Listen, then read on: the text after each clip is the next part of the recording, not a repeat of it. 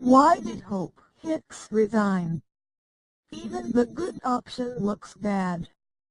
White House Communications Director Hope Hicks is resigning less than 6 months after officially taking that job on a permanent basis.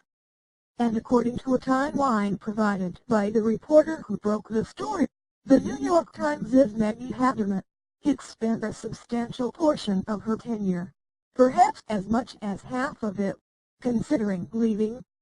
It was tempting to draw a line, as I and others speculated about, between Hicks's exit and two controversies: her involvement in the Rob Porter scandal as both communications director and his girlfriend, and her House Intelligence Committee testimony Tuesday in which she admitted to telling white lies.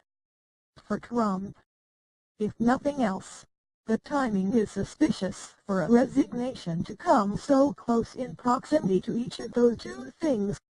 But consider the alternative. The alternative is that someone who has been in the White House for 13 months started thinking about leaving well shy of a year on the staff, and shortly after rising to one of the top jobs.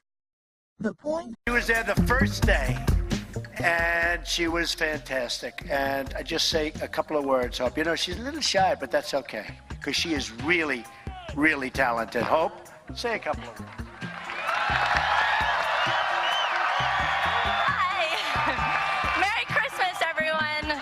And thank you, Donald Trump. Regardless of which one it was, it doesn't portend good things or stability in the White House moving forward. It's no secret the White House has become something of a revolving door for staff.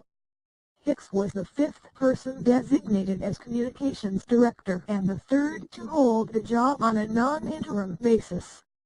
Trump has also already parted ways with a press secretary, the national security advisor, the chief strategist, the chief of staff with his second, John Kerry, apparently on thin ice, and plenty of others.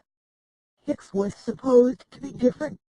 Perhaps his longest-serving aide, dating back to before the campaign, she was someone who understood Trump and seemed to command his implicit trust. The White House would be a stressful job for anyone, but Hicks at least benefited from the kind of strong working relationship with Trump that other figures, especially those from the GOP establishment, clearly did not have. She was not as familiar with politics as others, but in a White House in which conflicts with the boss are often the cause for early departures, Hicks made sense as a potential long-termer. Like Reince Priebus, Stephen K. Bannon, Sean Spicer and the rest, though, she has now proven a short-timer. Even fellow Trump loyalists like Keith Schiller have found the White House to be tough long-term employment. Whether it's because of exhaustion in dealing with Trump or the exhaustion in dealing with Washington politics for outsiders like Hicks, or a combination, it seems Trump will have a difficult time maintaining anything resembling a core staff organization.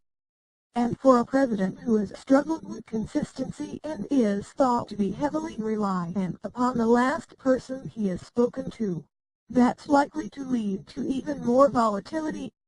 We may yet learn more about Hicks's departure in the days to come. Nothing about it, though, suggests stability is over the horizon for the White House. If anything was stability for Trump, it was Hicks.